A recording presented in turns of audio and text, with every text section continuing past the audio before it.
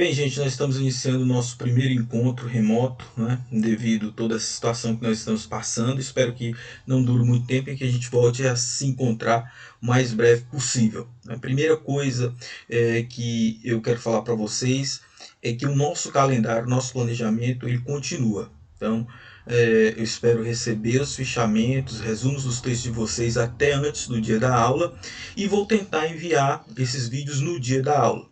Peço desculpa por algum atraso, né, dado que eu estou tentando ainda me adaptar a essas tecnologias, convertendo os arquivos para passar por aqui, aprendendo a gravar essas videoaulas para enviar para vocês. A nossa dinâmica vai funcionar da seguinte maneira: vocês vão assistir essa videoaula e a partir dessa visualização, que vai estar disponível no YouTube, vocês poderão fazer comentários na própria videoaula. Eu vou dar as presenças a partir desses comentários, né?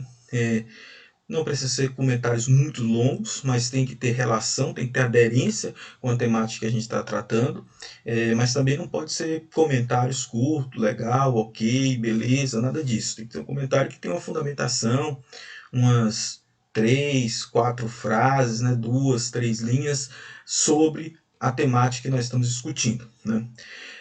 Na aula passada, nós começamos tratando sobre a questão dos direitos humanos, né? E depois de tratar a questão dos direitos humanos, nós passamos a discutir o conceito de direito à comunicação, né? Esse conceito, a direito à comunicação, foi trabalhado primeiro nesse texto aqui da Laura Ottervik, né? É um nome estranho, ela é do sul do país, provavelmente de descendência alemã. E esse conceito a direito à comunicação, ele parte de alguns pilares bem interessantes, né? Primeiro, que nós estamos numa sociedade mediatizada. O que significa isso? Que os meios de comunicação têm uma centralidade, né? Essa centralidade faz com que boa parte das decisões que a gente vai tomar no nosso dia a dia, elas venham através das informações que nós recebemos dos meios de comunicação. Então, esse bios midiático, como alguns autores dizem, né, ou essa mediatização, é um processo que afeta desde as nossas relações interpessoais, que nós precisamos dos meios de comunicação para nos encontrar, para estabelecer as nossas relações cotidianas, até afeta as decisões políticas, né? E ela vai mostrar que a questão da democratização dos meios está muito ligada, por exemplo, a direitos difusos, né? Direitos como, por exemplo, das mulheres, direito dos indígenas, direito da criança e da adolescente, né? Então, o reconhecimento desses direitos passa pela visibilidade pública que esses grupos vão conquistar, vão conseguir através dos meios de comunicação. E a partir disso aí ela vai desenvolver o conceito de cidadania comunicativa, né? Um conceito em que nós vamos ter o reconhecimento de que todos somos sujeitos de direito da comunicação, né? Reconhecer que todos somos sujeitos de direito à comunicação transforma esse direito à comunicação como um direito público. O que quer dizer isso? É um direito que é de todos, que todos precisam ser incluídos, que todos precisam, assim, ter acesso, né, ao conteúdo, à produção do conteúdo midiático, precisam ter acesso aos meios de comunicação e precisam ter participação social para a gestão dessa política pública da comunicação. Então, um cidadão, né, comunicativo, né, a cidadania comunicativa passa por esse reconhecimento. E isso demanda uma série de legislações, né, que nós precisamos implementar, mas acima de tudo precisamos ter políticas públicas de governo, né? Nós precisamos garantir esse acesso, essa participação nas decisões a respeito de qual comunicação nós queremos. Então, isso aí é fundamental para a gente entender o que é a cidadania comunicativa, que é um conceito base, né, da nossa disciplina. E ela vai falar dos tipos de cidadania comunicativa. Existe tanto aquela que é a formal, que é baseada na legislação, na regulamentação dos meios de comunicação. Depois vai ter a reconhecida, né? É quando essa legislação, ou mesmo não tendo essa legislação, esse direito é reconhecido, as pessoas respeitam esse direito, as pessoas reivindicam esse direito, não é? As pessoas reconhecem que é necessário ter algumas atitudes para que as pessoas tenham essas garantias preservadas. Vai ter a exercida, né, quando existe a legislação, né, existe o reconhecimento social, as pessoas respeitam, consideram a validade desse direito, e quando elas colocam em prática, né, quando tem políticas públicas, quando tem fiscalização que garante esse direito à comunicação, né? Então, ela coloca um quarto tipo de direito à comunicação, que vai ser a ideal, que é quando essa legislação, quando esse reconhecimento e esse exercício possibilitam políticas públicas que democratizam a comunicação, né? Que fazem com que os sujeitos consigam exercer o seu direito à comunicação. Aí no final ela vai mostrar como é necessário a gente preservar esse direito à comunicação, a gente conquistar esse direito à comunicação, e esse exercício dessa cidadania comunicativa, essa consciência que as pessoas têm esse direito, e também essas garantias colocadas em práticas no mundo em que nós temos uma profunda multiculturalidade, né? Ou interculturalidade. O que é que significa dizer? Que nós teremos diferentes grupos, né, que têm exigências específicas, têm um modo de ser específico, e que eles precisam de reconhecimento, né? Eles precisam de igualdade, e eles precisam também de multiculturalidade. Então são esses três pilares que ela mostra para que nós tenhamos um diálogo entre os diferentes grupos que existem na nossa sociedade, né? Entre as diferentes formas de estar e de conviver socialmente. Bem, gente, o texto que continua dessa aula de hoje é do Camilo Vanucci, né? O direito à comunicação e os desafios da regulação dos meios da comunicação no Brasil. É um texto bem simples, né? Que novamente comunicação. Em seguida, o artigo faz um pouco um resgate histórico, né? Primeiro ele resgata na década de 1970, 1960, né, essas duas décadas aí, o relatório MacBride, né? O relatório MacBride, ele foi uma iniciativa da Unesco, né, que está muito preocupado com essa questão da educação, principalmente nos países periféricos, subdesenvolvidos, né, em que não tinha acesso ao conhecimento da sua realidade local, né? Por falta desse acesso ao conhecimento da realidade local, você não tinha a sua cultura preservada, não é, valorizada, e ao mesmo tempo você não tinha também o seu modo de vida, a sua economia, os produtos que você produz localmente também sendo consumidos, criando ainda mais uma dependência, né, econômica dos países centrais, que eram aqueles que difundiam o seu modo de vida, os produtos industrializados, né, e que concentravam o poder econômico, né? Então, o presidente da Unesco era Sean MacBride, né? Esse presidente, ele solicitou que fosse feito um grupo intercontinental para fazer uma avaliação sobre como é que estava o fluxo informacional, né, dos meios de comunicação no mundo inteiro. E daí ele convocou 2 representantes de cada continente ou de cada subcontinente, né? No caso aqui, por exemplo, houve uma divisão entre a América do Norte e a América Latina, né? A América Latina, como temos países que são predominantemente periféricos, né? Então nós tivemos 2 representantes da América Latina, né? Entre esses representantes da América Latina nós tínhamos o Gabriel Garcia Marques, e também nós tivemos o Salverria do Chile, né? O Gabriel Garcia Marques colombiano e o Salverria, né, do Chile. E o Salverria utilizou um conceito dentro desse relatório de um brasileiro, do Paulo Freire, né, que é essa ideia da comunicação horizontal, né? A comunicação dialógica, né? Essa possibilidade que nós tenhamos, e é um conceito, temos essas trocas, né, simétricas nos processos comunicativos. É um conceito central para esse relatório, o conceito de comunicação horizontal, de que nós tenhamos estejamos no mesmo patamar, não é, para se comunicar, né, e não exista um autoritarismo, né, que não exista uma verticalidade de cima para baixo, mas que seja decidida horizontalmente por todos aqueles que participam. Então esse conceito aí de comunicação horizontal que funda o diálogo, ela é um dos princípios que vai defender esse relatório do McBride, da Unesco, né?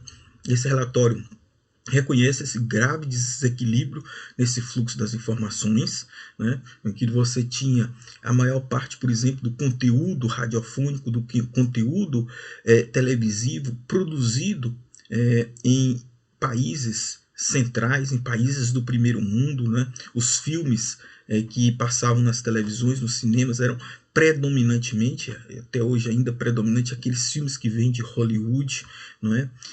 As músicas, normalmente eram aquelas músicas que vinham dos estúdios fonográficos, da indústria fonográfica americana ou alguma coisa inglesa, né? Então essa disparidade que nós tínhamos entre os conteúdos fazia que nós tivéssemos uma comunicação vertical, autoritária, onde aqueles países que já tinham poder econômico perpetuavam esse poder econômico através da disseminação, né, da influência das suas práticas culturais, fazendo com que as pessoas dos países periféricos esquecessem as suas tradições, desvalorizassem os seus produtos locais e tentassem viver aquele American Way of Life. Então isso foi expresso nesse relatório, né? E nesse relatório ele dá algumas sugestões, que é a questão da democratização da informação e também a multiplicidade das vozes, de ter possibilidades de que sejam fortalecidas produções regionais, né? E a outra ideia é que além do receptor, além de ser receptor, né, o cidadão ele deve também ter a possibilidade de ser emissor na comunicação, fazendo aquela comunicação de mão dupla, aquela comunicação horizontal que nós falamos, aquela comunicação dialógica, né? Essa ideia de liberdade de expressão, ela passa a ser, a partir desse relatório, né, criticada porque seria insuficiente, dado que a expressão não reconhece a importância, né, do receptor, a importância de fazer com que esse receptor tenha voz, né, ele seja ouvido também em suas reações e, acima de tudo, que ele participe das decisões a respeito dos grandes meios de comunicação. Então, essa liberdade de expressão e de opinião que tem na Declaração dos Direitos Humanos seria completamente insuficiente. A partir desse relatório McBride, né, vai se inspirar essa ideia do direito à comunicação, que o Jean Dacy escreveu pela primeira vez num livro, né, baseado nas seguintes diretrizes. Primeiro, que nós precisamos ter intercâmbio das informações, não basta simplesmente nós sermos consumidores de informações, mas nós também produzimos informações, e essas informações elas precisam também ser escutadas, elas precisam também ser partilhadas, e também que nós temos que ter um amplo acesso, né, dos grupos sociais aos meios de comunicação. Não só o acesso de poder receber, né, de poder se conectar a esses meios de comunicação, mas tomar decisões sobre esses meios de comunicação. Aí na segunda parte que vem o nosso histórico, né? Em 2002, né, quando a gente já passa a ter forças mais progressistas no governo federal, nós tivemos na Câmara dos Deputados uma iniciativa da Comissão dos Direitos Humanos, a campanha Quem Financia a Baixaria contra a Cidadania. Essa campanha fazia um ranking anual de quais eram os programas que tinham baixaria, né? Então, o programa do Ratinho sempre ganhava, sempre estava à frente, né? Algumas vezes era o programa do João Kleber, né? Algumas vezes era o da Atena, né? Então, aquele programa da Márcia invadindo a vida privada das pessoas. Então, sempre tínhamos esse monitoramento através de um grupo da comissão que colocava o ranking dos programas que tinham mais baixaria, e era divulgado isso publicamente para tentar constranger, intimidar os anunciantes desses programas. Então a estratégia era mais ou menos essa, né? Isso durou durante uns 4 anos na Câmara Federal, essa campanha. Quem financia a Baixaria contra a Cidadania. E aí depois, é claro, quando mudou a presidência, chegou uma presidência mais moderada, mais conservadora, essa campanha ela cessou. Mas em 2005 aconteceu uma situação bem interessante, que foi uma mobilização da sociedade civil brasileira contra o programa do João Kleber, né? Era um programa que voltou hoje em dia a ser transmitido na Rede TV, mas antes era muito mais apelativo, né? Era um programa que discriminava homossexuais, trabalhadores sem terras, discriminava o pessoal da periferia, discriminava as mulheres. Então era um programa extremamente ofensivo contra esses grupos que são chamados de minorias sociais, que na verdade fazem, se somar todos, compõem a maioria da sociedade. E aí foi quando representantes que já estavam esses grupos empolgados com essa campanha da Câmara dos Deputados, desses grupos minoritários, da defesa da mulher, dos indígenas, do sem teto, do sem terra, eles se reuniram, né, articulados através do Fórum Nacional da Democratização da Comunicação, e eles propuseram uma ação no Ministério Público contra o programa do João Kleber, no Ministério Público Federal. O Ministério Público Federal chamou o João Kleber para tentar fazer um acordo. O João Kleber ignorou isso aí, não quis fazer acordo, não quis ajustar a sua conduta, não quis nenhum TAC. Foi então quando o Ministério Público entrou na Justiça Federal e a Justiça Federal determinou, né, o lacre da Rede TV. A Rede TV foi tirada fora do ar, ela ficou acho que 20 horas mais ou menos fora do ar por essa determinação judicial. Foi então quando o pessoal correu para tentar fazer esse acordo, esse termo de ajuste de conduta, né, que esses grupos minoritários. E nesse acordo, além do João Kleber mudar a postura dele, né, das piadas, né, preconceituosas dele, eles tiveram que ceder durante um determinado tempo, mais ou menos acho que 30 dias, né, espaço para o direito de resposta dessas minorias. E aí foi produzido um programa chamado Direito de Resposta, onde mostrou essas diversas formas de ver a realidade e também de combater esse preconceito que esses grupos sofrem, né? Eu vou passar um trailerzinho desse programa, né, que está disponível também no YouTube, e depois nós podemos discutir um pouco, né, nos comentários de vocês, ou quando a gente retornar às aulas presenciais sobre esse direito de respostas. Tem uns que é bom, mas tem outros que não vale a pena nem assistir. A televisão precisa ter mais cultura, fazer algo diferente. Eu acho que você tem que respeitar as pessoas. O recado que eu quero passar para a TV é o seguinte: explorando a ideia do sensacionalismo na mídia é muito feio. Olá, eu sou a Anelisa Assunção e está no ar o Direitos de Resposta. Hoje a gente vai falar sobre um direito que interessa muito aos brasileiros: os direitos dos imigrantes e diversidade sexual. O direito ao esporte no Brasil, dificuldades e conquistas das mulheres brasileiras. Direitos dos povos indígenas no Brasil, portadores de deficiência no Brasil, acesso à justiça no Brasil, direito ao trabalho, o humor no Brasil, pobreza e a desigualdade no Brasil. Todo mundo tem o direito de resposta, freguesa! A resposta da senhora é o direito de resposta. É de graça, viu? Vamos, Dora, assiste mesmo, hein, Dora? Não vai doer no bolso. Não percam. Hoje a gente está aqui para explicar um pouco e fazer um balanço desse processo que durou 6 semanas na sua telinha. Esse programa ele é fruto de uma ação civil pública movida pelo Ministério Público Federal e por 6 organizações da sociedade civil. Foi movida uma ação contra um programa especificamente que passava nesta emissora que, no nosso entender, violava alguns direitos humanos. Tentamos várias vezes fazer um acordo, o João Kleber chegou aí no Ministério Público e sempre se recusava, com certeza, na certeza de uma impunidade, na certeza de que não haveria nenhum tipo de medida. O mundo se entende mundo, se compreende mundo, se divisa como mundo pela televisão. Então olha a responsabilidade que nós temos. Você vai ajudar as pessoas a entender o mundo. Depois de eles ficarem 25 horas fora do ar, eles aceitaram então fazer esse acordo, que foi um acordo que para nós foi um acordo histórico, no sentido de assegurar o direito à voz a quem normalmente não tem voz na televisão. Gustavo, o que mais te emocionou na televisão brasileira até hoje? esse programa. Olha só! É claro, quem a partir de agora contar a história da televisão brasileira vai ter que citar que num determinado momento a sociedade saiu do local de espectadora, de ficar lá sentada ouvindo o que meia dúzia tem a dizer, e reivindicou o espaço para poder falar. Criança e adolescente, questão racial, deficiência, liberdade religiosa, gênero, diversidade sexual, direito à terra. A comunicação no Brasil precisaria de uma reforma agrária, né? O Direitos de Resposta tem recebido vídeos de organizações do Brasil inteiro.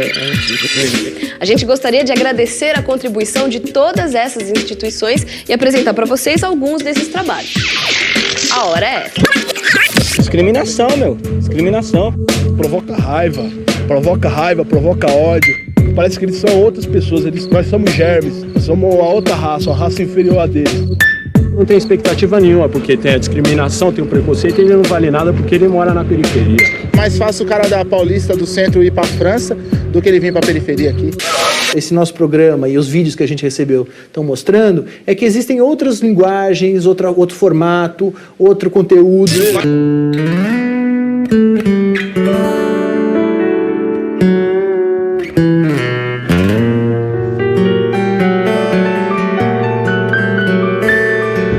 Ontem a gente teve uma briga, a Andrea nos ensinou que era pra gente ter paciência. Eu chorei, mas ela mandou falar uns negócios lá que eu amava o grupo dos vagalumes todo. Eles falaram todos juntos que me amava, foi muito legal. E depois comecei a rir, me soltei, fiz tudo lá. E a gente hoje estava apresentando, como você viu, e foi muito bom. Para que esse pedacinho de terra que existe aqui no Brasil seja melhor, tenha vida melhor, e que a gente possa ser aqui em Lucena, na Paraíba, mais feliz. Na verdade, como o Sérgio colocou, essa hegemonia comercial faz com que a televisão se preocupe basicamente, exclusivamente com a tal da audiência, né? Então, o meu produto só vale a pena se ele dá audiência. Se eu para fazer um produto um pouquinho mais sofisticado e que eu acho que as pessoas não vão entender, então ele não vale a pena. Vale sim. Imediatamente entra alguém no teu ponto e diz assim: caiu o Ibope, caiu o Ibope. Essa ditadura idiota, né? Tem gente que fica no estúdio com o reloginho do Ibope. E o pior é que as programações para adulto que passam em horário que criança assiste TV são mais comprometedoras ainda, né? Filmes de sessão da tarde super violentos. Isso quer dizer que a televisão precisa ter censura, precisa ter controle? Não, porque controle do tipo de censura é a pior violência que pode acontecer na televisão. É evidente que o jornalismo tem uma série de compromissos que o entretenimento, pura e simplesmente, não precisa ter. Isso não significa compromisso nenhum. Que porque é brincadeira, porque é para fazer rir, vale tudo.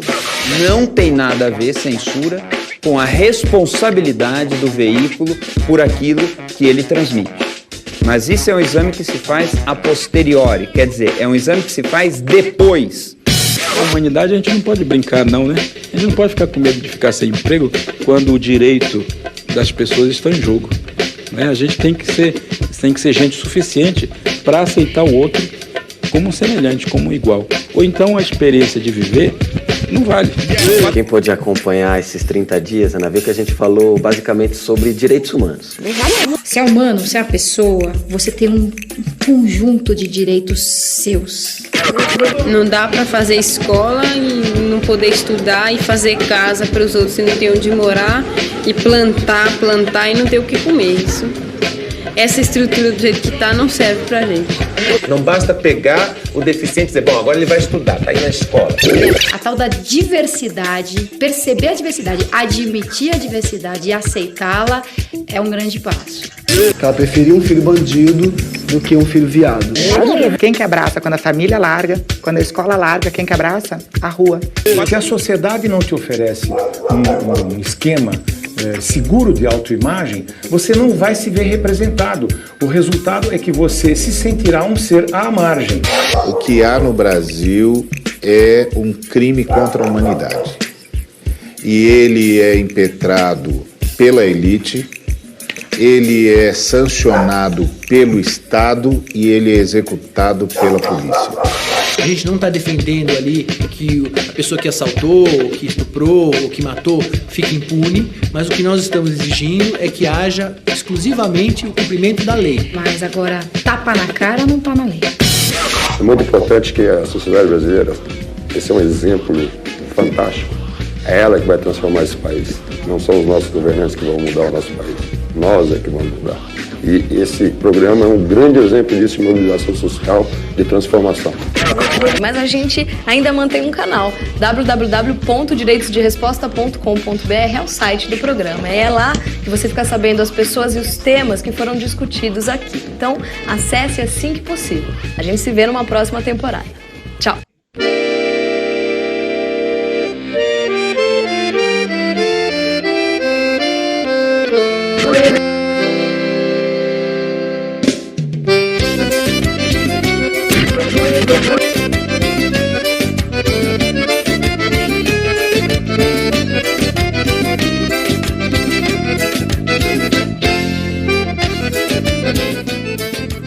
Bem, gente, esse aí é o programa Direito de Respostas, né? Na verdade, um trailer sobre esse programa Direito de Respostas, que foi exibido em 2005, né?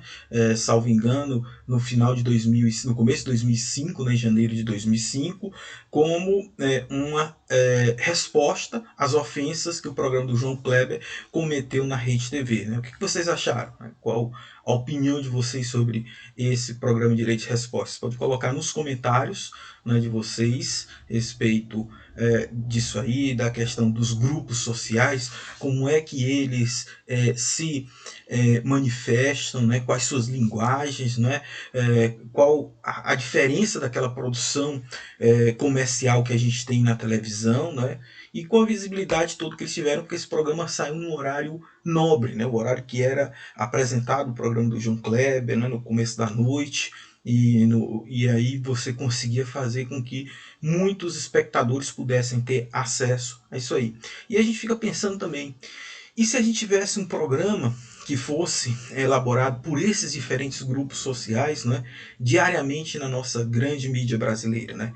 Se tivéssemos isso aí também com grande visibilidade, com grande repercussão, um canal no YouTube com milhões de visualizações, como tem muitos youtubers aí pelo Brasil afora, com esse conteúdo, né? Como a gente poderia mudar essas nossas relações sociais, como a gente poderia fazer com que nós tivéssemos mais justiça social, que nós tivéssemos mais inclusão das pessoas dentro da sociedade. Então essa foi a grande lição que esse programa trouxe, né? E a partir disso aí, esses grupos que se organizaram para que tivéssemos uma resposta a esse programa do João Kleber, que já estavam mobilizados anteriormente, a partir daquela campanha da Comissão de Direitos Humanos da Câmara dos Deputados, e também nesse sentido que nós estávamos no governo Lula, acho que já entrando no segundo governo Lula, e com muitas políticas de participação social, né, de governo participativo, através das conferências, né, que decidiam as diretrizes das políticas públicas, né, isso já existe já desde a década de 60, né, com a Conferência sobre Saúde, que reúne os profissionais, que reúne os usuários do sistema de saúde, para tomar decisões de quais devem ser as políticas públicas. Depois nós tínhamos a Conferência Nacional da Educação, né? E esses delegados, esses representantes, eles vêm a partir dos estados, né? Você faz conferências às vezes municipais ou regionais, se elege alguns deputados, alguns representantes, alguns delegados que vão para a conferência regional, e da conferência regional é escolhido os membros para a Conferência Nacional, e também escolhido quais são os posicionamentos que vão ser defendidos, quais são as bandeiras que vão ser defendidas. Então muita gente tinha esperança que essa regulação da mídia brasileira, né, essa lei da mídia democrática no Brasil, viesse através desse processo de planejamento participativo. Ora, se nós queremos defender a democracia, nós temos que ser horizontais desde os processos de defesa dessa democracia. Então muitos grupos esperavam que o governo Lula fizesse uma Conferência Nacional de Comunicação para instituir políticas públicas e também uma legislação para democratizar a mídia. A partir de 2007, foi feito um Encontro Nacional de Comunicação, exatamente nessa Comissão de Direitos Humanos da Câmara dos Deputados, com representantes de vários movimentos sociais da sociedade civil. E nesse Encontro Nacional de Comunicação foi criada uma Comissão Nacional Pró-Conferência. Então, toda uma mobilização para que tivéssemos uma conferência da comunicação com esse objetivo de propor diretrizes para uma lei democrática dos meios, para democratizar os meios de comunicação no Brasil e também para que tivéssemos políticas públicas de investimento, por exemplo, na comunicação comunitária, alternativa, né, no jornalismo independente, nas diversas formas que pudessem se opor a esses oligopólios midiáticos, a essa concentração do poder de comunicação nas mãos de poucos grupos, né? Essa mobilização durou todo o ano de 2007, 2008, teve uma grande adesão da Conferência Nacional de Direitos Humanos, né, da Secretaria Nacional de Direitos Humanos, depois teve uma grande adesão da Conferência Nacional de Cultura. Todas essas conferências clamavam para que tivesse uma conferência e uma democratização da comunicação no Brasil. Na época, o Ministério da Cultura tinha frente Gilberto Gil. Ele sabia que só era possível promover a diversidade artística e cultural no Brasil se nós tivéssemos espaço nos meios de comunicação para isso, porque a principal forma da gente consumir a cultura é através dos meios de comunicação. Então ele defendia essa democratização. Teve também uma grande adesão para que houvesse essa Confecom, além da Secretaria dos Direitos Humanos, do Ministério da Cultura, do então Secretário Nacional da Comunicação Social, que era o Franklin Martins, né? E também uma abertura de um diálogo com a então chefe de gabinete da Presidência da República, Dilma Rousseff, né? E a partir disso aí foram feitas comitês comitês pró-conferência, que era o CPC. No Ceará nós tínhamos esse comitê que se reunia normalmente em Fortaleza, no próprio curso de comunicação social, né? Geralmente as reuniões eram na sala onde hoje em dia é o Laboratório de Informática B, né? Com representantes de diversos movimentos sociais, representantes dos psicólogos, que tinham muito interesse porque eles sabiam que boa parte dos problemas de depressão que as pessoas viviam, dessa epidemia, dessa pandemia de depressão, de ansiedade, vem desses estímulos de consumo insustentável que a mídia apresenta. Então, para isso era necessário regular os meios de comunicação, né? Representantes do Ministério Público, né? Representantes de alguns outros órgãos públicos se reuniam e nós tentávamos traçar estratégias para como a gente podia pressionar o governo, né? Foi então que, em 2009, né, o governo federal participou, através do presidente Lula, do Fórum Social Mundial que estava acontecendo em Belém do Pará. Esse Fórum Social Mundial foi realizado várias vezes em Porto Alegre, começou por lá, depois foi realizado em alguns outros países periféricos do mundo, que tenta reunir os movimentos sociais que querem lutar pela justiça, que querem propor uma nova sociedade, né? E lá, quando o presidente Lula estava dando uma entrevista, as pessoas, os militantes pró-conferência começaram a fazer uma pressão, perguntar: presidente, quando é que vai sair a conferência? Presidente, cadê a Confecom? Cadê a Conferência de Comunicação? Cadê a democratização da comunicação? Era uma situação muito delicada o governo fazer essa conferência, pensar nessa lei de democratização das comunicações, não só por causa do lobby dos grandes empresários, né, que poderiam fazer escândalos, colocar uma série de denúncias contra o presidente, que poderia resultar isso aí numa crise política muito séria, como a gente viu, por exemplo, no governo Dilma Rousseff, no segundo governo, o impeachment que ela sofreu, que boa parte passou por essa ação orquestrada pelos grandes meios de comunicação, né? Como também porque o Ministério das Comunicações tradicionalmente estava nas mãos dos grupos mais conservadores que apoiavam o governo Lula, né? Naquele período, quem era ministro das Comunicações era o Hélio Costa, senador do PMDB, que era dono de vários veículos de comunicação, que ainda é dono de vários veículos de comunicação em Minas Gerais, né? ele tem o seu conglomerado midiático lá e óbvio, ele foi repórter da Globo durante muito tempo, iria defender, né, esses empresários da comunicação que dificultam essa democratização da mídia, esse diálogo público mais simétrico, né, mais equânime nessa participação social, nessa comunicação que precisa ser pública, né? Ele até fez em setembro de 2007, meio que atendendo pressões do Congresso Nacional, uma conferência que ele disse que seria a Conferência Nacional de Comunicação, mas na verdade era um seminário com uma série de palestras sobre questão da digitalização, dos meios de comunicação, da convergência, já antevendo um pouco o que nós vivemos hoje em dia, né? Ninguém aceitou que aquilo ali fosse a conferência, que a conferência é quando você reúne delegados para deliberar sobre diretrizes e políticas públicas, né? E aí o governo remediou e chamou aquilo de uma conferência preparatória, né? Mas o fato é que quando o Lula foi pressionado lá no Fórum Social Mundial, né, em 2009, ele acabou cedendo, né?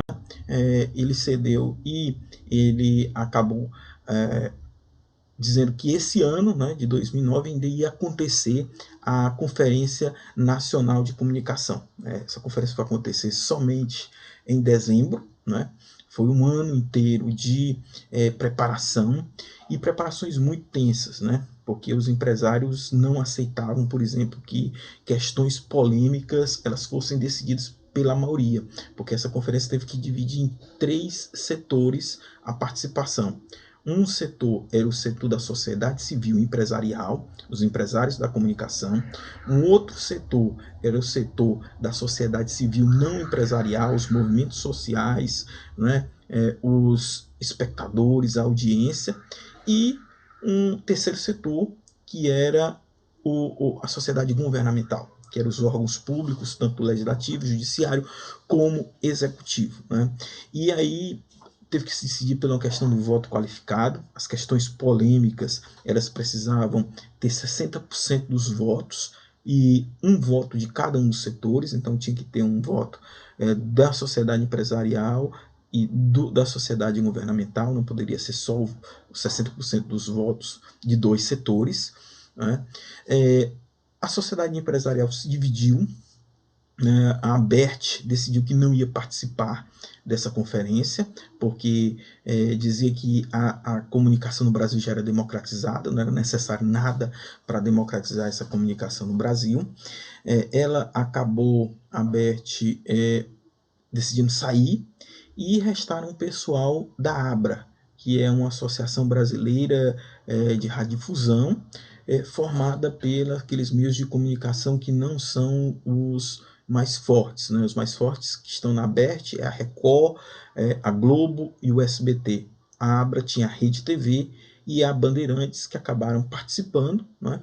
E elas tiveram que ir lá disputar espaço com o pessoal da Telebrasil, que eram os empresários da telecomunicação, que com o processo de digitalização e convergência estavam exigindo também produzirem conteúdos, né? Você ter a participação desses conteúdos, desses grupos que operam as telecomunicações, que operam a transmissão de dados também na televisão aberta, no rádio também aberto. Então havia uma disputa muito grande entre a ABA e a Telebrasil, né? Essa conferência ela resultou aprovando mais de 400 propostas que eram diretrizes para essa legislação que poderia democratizar a comunicação no Brasil, né? Ela teve a participação de mais de 1.000 delegados, né, de todos os estados brasileiros, representando tanto a sociedade civil empresarial, como a não empresarial, como a sociedade governamental, né?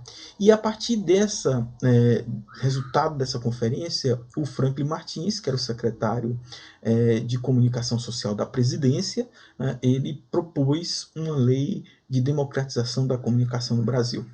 Essa lei ninguém chegou nem a conhecer, ele só propôs lá para o gabinete da presidência da República, mas como era um ano eleitoral, né, o governo tinha o desafio de eleger um sucessor, né, o Lula não poderia concorrer, porque ele já estava no seu 2º mandato, então estava tentando eleger a sua sucessora, Dilma Rousseff, que tinha uma certa dificuldade de questão de votos, porque ela nunca tinha se candidatado a nada, né, e não tinha muita popularidade, disse que não era o momento de discutir essa lei e que isso tinha que ser deixado para o governo seguinte. Mas naquele mesmo ano surgiu uma iniciativa bem interessante aqui no estado do Ceará. Nós que participávamos desse comitê pró-conferência, o CPC aqui do Ceará, nós nos articulamos e formamos a Rede Com, a Rede pela Democratização da Comunicação. Essa Rede Com acabou propondo a criação de um Conselho Estadual da Comunicação Social.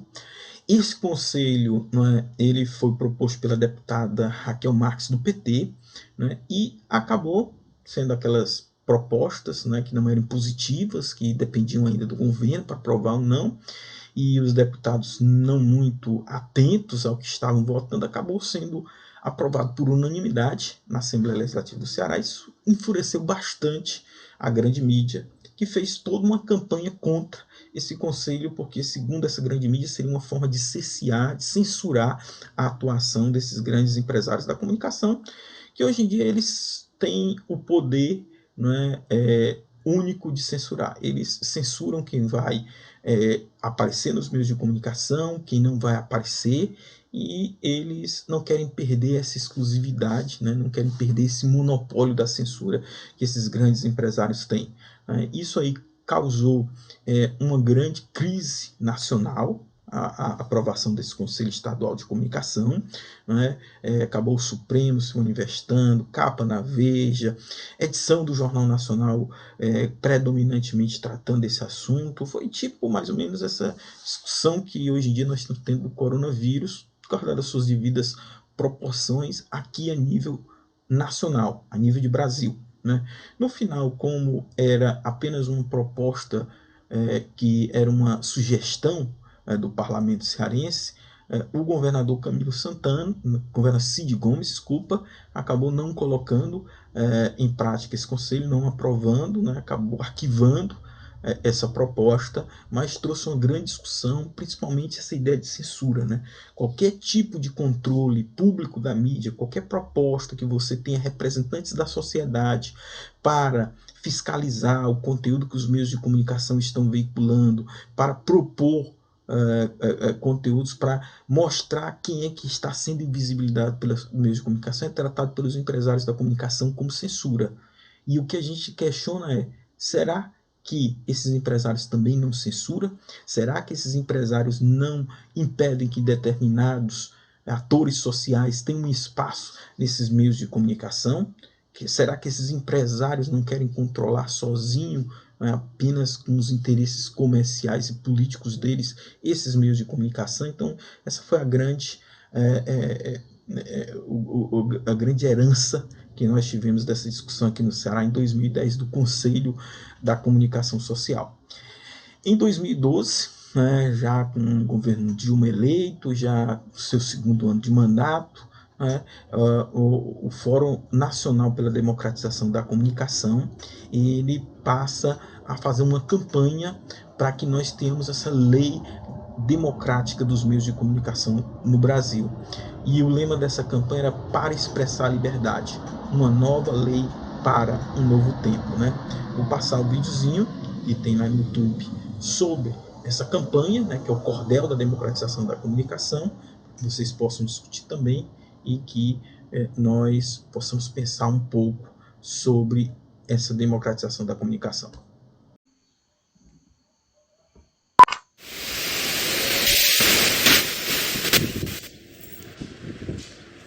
A comunicar alto-falante, serviço social e cultural.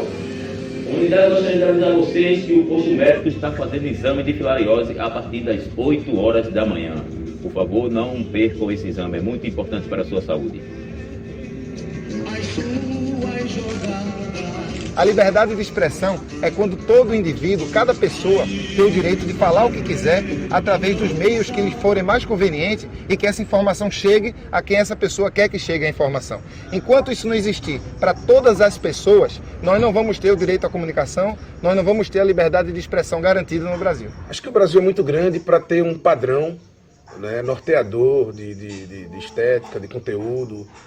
Acho que existe ainda uma oligarquia da comunicação no país e que gera o o famigerado fruto da desinformação, né? Ou da informação maquilada, né? Não é falando de piriguete ou de classe C, ou suposta classe C, que você está falando com o Brasil inteiro. Você está falando de maneira caricata. Isso é um erro monumental. E enquanto tiver gente caindo, eles vão sobrevivendo disso. Mas é importante para a gente não cair nessa história, né?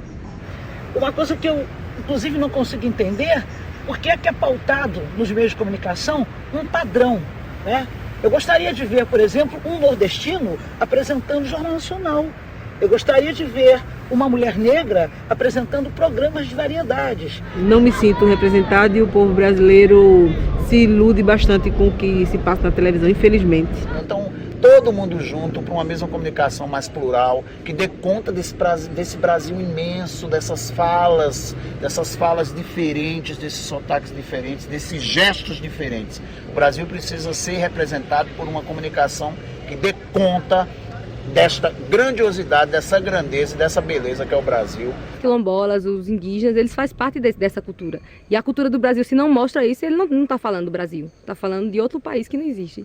A comunicação dos meus sonhos é uma comunicação do riso inteligente, da diversidade. Aquela que me traga várias imagens, aquela que me traga diversidade, sabe? Aquela que me traga diferentes pontos de vista, sabe? Chega de unanimidade, chega de monocromia, assim, sabe? É próprio do ser humano, né? Se comunicar. E ela não pode ser propriedade de 5, 6, 9 famílias que ditam o que a gente tem que vestir, o que a gente tem que comer, o que a gente tem que ouvir. Eu acho que a comunicação ideal seria o povo falar mesmo. Chega, tá na hora de o povo acordar, entende? Para comunicação de informação, sabe? Que liberta. O povo não quer mais só comida, não, sabe? Quer comida, comunicação, sabe? Quer livro, quer arte, literatura. Índio não quer mais apito, quer comunicação de verdade.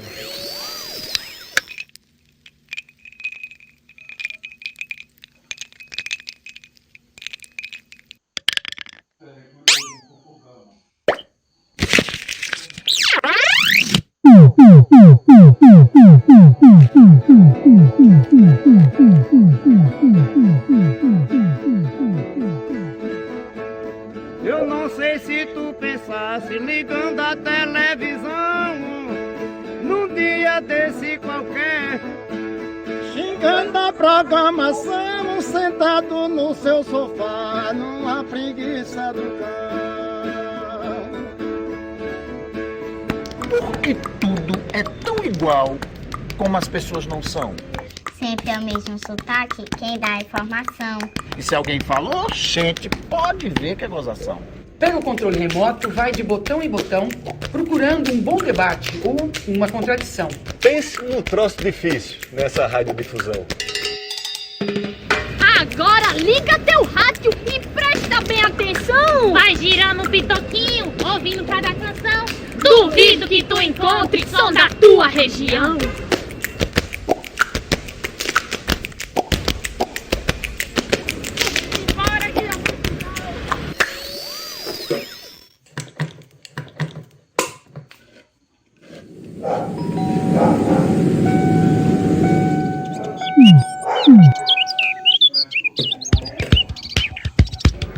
Se fosse ver de verdade como as coisas certas são, era só mudar de canal e ver outra versão, seja do crime, do jogo e até da votação. A emissora é quem ganha, direito de transmissão. Tá ali porque o Estado lhe cedeu uma concessão, que lhe dá algum direito, mas também obrigação. Só que devia ter regra, não é brincadeira não. Garantir a todo mundo liberdade de expressão. Pelo menos é o que fala a nossa Constituição. Só que lá só tem artigo indicando a intenção. Ficam faltando as leis que garantam ao cidadão poder se comunicar e falar a sua razão. Essas leis tudo juntinha pode vir num papotão. O marco regulatório para a comunicação. Tá atrasado faz tempo, mas não dá para abrir mão.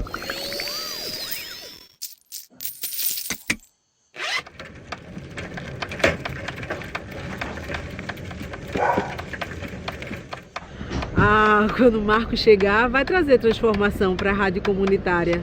Vai mudar a legislação, que é para o povo perseguido se livrar da opressão. Sistema público forte vai ganhar mais dimensão. com seu lugarzinho guardado, vai ter mais programação. Se duvida da audiência, me responda. Por que não? Promover a diversidade, fim da discriminação de cor, de raça, etnia, de credo ou de geração, de lugar ou de riqueza, de gênero ou religião.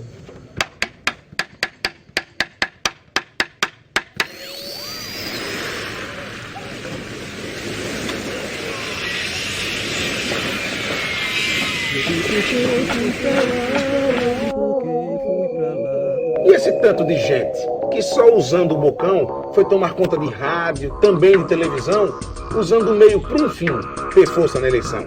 Isso vai sair tudinho marchando em pilotão. E marco também proíbe de se fazer transação, pois o canal é do povo e seu dono é a nação. Na hora de renovar essa dita concessão, não vai ser caldo de cana, tem que fazer discussão, porque não tem no canal lei de uso capião.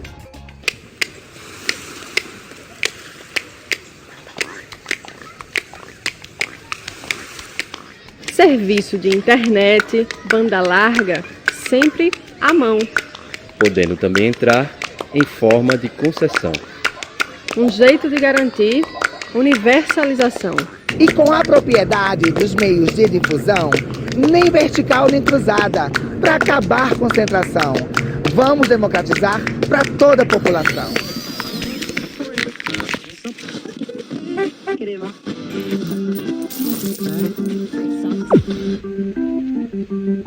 E pense que a propaganda que vive dando lição também está necessitando de uma legislação, sabendo que as crianças precisam de proteção. Reclame de vinho ou pinga do litoral ao sertão, brinquedo ou sanduíche, bonequinha ou caminhão. Não pode ser para o filho de Maria ou de João. E a grana que o governo gasta com a produção de tanto comercial e mais veiculação, será que não precisava de mais fiscalização? Por isso, tem os conselhos que vão ter essa função. Tomar conta do Estado por toda a federação, lutando por um direito que é comunicação.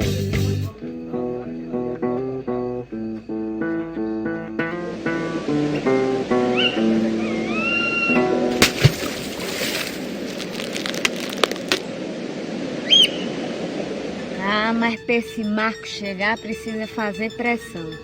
Congresso compreender que eles têm uma missão. Ou representam o povo ou repassam bastante. Mas se a gente não se mexe, espera tudo na mão, fica mais difícil de Marco botar queixão. Não muda nada, nadinha, fica como tá então. Democracia se faz com participação.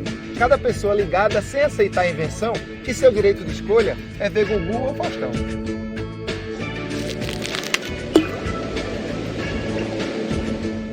Então, essa é a peleja pela comunicação, mostrando a cara da gente cidadã e cidadão, que junte ao marco da lei trazendo transformação. E que venha com alegria que faça democracia em rádio e televisão, que dê lugar à diferença e garanta a gente presença na hora da decisão.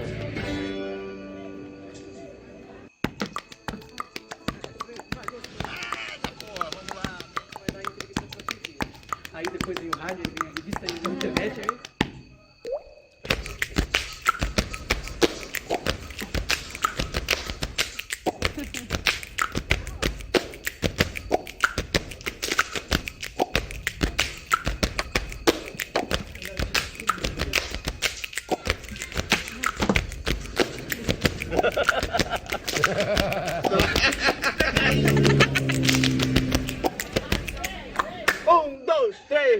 Roda o peão, acerta no socão. Vamos jogar bola com o pé ou com a mão. Bola de encher, bola de papelão. Com bola de meia e bola de sabão. Carrinho de lata, cavalo de... Bem, gente, esse daí foi o vídeo, né, sobre o cordel da regulação da comunicação, né, da regulamentação da comunicação. Esse cordel ele surgiu principalmente nos anos de 2012, né, quando nós tínhamos essa discussão para termos uma lei de regulação da comunicação, que era feita pelo Fórum de Democratização da Comunicação, como a gente conversou anteriormente. Essa campanha não foi muito para frente, né? O governo Dilma acabou não aceitando essa ideia, porque disse que o principal controle dos meios de comunicação tinha que ser o controle remoto, né? Mas também não deu possibilidade da população se fortalecer para que ela pudesse fazer escolhas e também opções para essas escolhas, né? Ter meios de comunicação, né? Em que possibilitasse você ter uma escolha equânime, né? Uma escolha de um conteúdo mais diverso. Alguma coisa foi feita, avançou-se bastante na TV Brasil, como uma TV, um canal público, um canal com conselho de gestão, um canal que tinha uma diretoria, que um presidente pudesse passar de um mandato para outro. É claro que com a queda do governo Dilma, esses pequenos avanços acabaram sendo perdidos, né? O próprio presidente da EBC, da Empresa Brasileira de Comunicação e Serviços, ele foi destituído, mesmo estando ainda com seu mandato, estando em seu mandato, né? Por fim, eu acho que a única coisa que a gente teria que discutir sobre essa história do direito à comunicação no Brasil foi um marco civil da internet, que foi um marco que teve bastantes avanços, né? E foi construído de maneira colaborativa com diversos atores que estão na internet, tanto que pesquisa a internet, como quem atua como operador de serviços na internet, como os usuários da internet. E entre esses avanços, esse marco, ele prevê que não pode existir nenhuma censura prévia, nenhuma página pode ser proibida de ser acessada pelo governo, por qualquer órgão, e que um conteúdo só pode sair da internet depois de uma decisão judicial. Mas o principal avanço foi a questão da equidade da rede, né? Dessa possibilidade de que nós não tenhamos, né, nenhum tipo de conteúdo que seja privilegiado na transmissão de dados. Isso se chama neutralidade da rede, neutralidade da internet. Então, essa medida proíbe, por exemplo, que você tenha pacotes em que você consiga navegar na internet em determinados serviços e outros não, acessar determinadas páginas, outras não, porque existem interesses comerciais que queriam fazer esse controle de qual eram as páginas, quais eram os conteúdos que nós deveríamos acessar na internet. Na neutralidade de rede, não. Todas as informações elas têm que ser transmitidas do mesmo jeito e têm que ser acessadas com a mesma velocidade. Isso foi um avanço bem significativo. É claro que tem muita coisa que ainda já está defasada nesse marco civil, principalmente a questão do audiovisual, né? Nós temos um consumo do audiovisual que cresce muito pela internet, seja através do YouTube, seja de outras plataformas de streams como Netflix, e que não existe nenhum tipo de proteção para que nós tenhamos diversidade desse conteúdo, que nós tenhamos a possibilidade de ter um conteúdo nacional e regional também nesses serviços garantido, né? E que nós tenhamos algum tipo de participação social nas decisões a respeito do que deve estar em evidência, o que deve estar nesses serviços de streams. É um desafio, né, diante de um cenário assim, muito difícil para discutir esse assunto. O governo, obviamente, atual não dá possibilidades, não abre nenhuma brecha para esse tipo de diálogo, né? Simplesmente ataca jornalistas e ataca alguns meios de comunicação que ele diz que seriam mais críticos e acha que a proliferação, muitas vezes, dessas notícias, né, através do WhatsApp, que algumas vezes são falsas, deve ser o caminho para que a gente tenha uma comunicação democratizada no Brasil, né? Então essa daí é a nossa discussão desse texto. O texto seguinte que nós precisamos discutir é o texto sobre a regulamentação democrática da mídia no Brasil, do Jonas Valente. Tem um primeiro capítulo que vai ser comentado por uma dupla, né? Esse primeiro capítulo ele fala sobre a questão porque deve se regular os meios de comunicação, né? E o segundo capítulo também eu peço que vocês leiam, que é como as comunicações são reguladas, né? Esse capítulo em especial mostra que essa regulação da comunicação ela existe no mundo inteiro, existe nos Estados Unidos, existe na Europa, existe em outros países da América Latina, E ninguém diz que isso é censura, né? Existe uma série de preceitos legais que impedem os abusos desses conglomerados midiáticos e que a gente precisa conferir, né, que a gente precisa conhecer para que a gente possa discutir esse assunto de uma maneira muito mais ampla, né, muito mais diversa. Então, agradeço, né, a audiência de vocês e espero que vocês coloquem comentários interessantes para que a gente possa iniciar esse debate e quando a gente retornar às aulas ou numa próxima aula aqui a gente possa trazer essas discussões que vêm à tona a partir desses debates.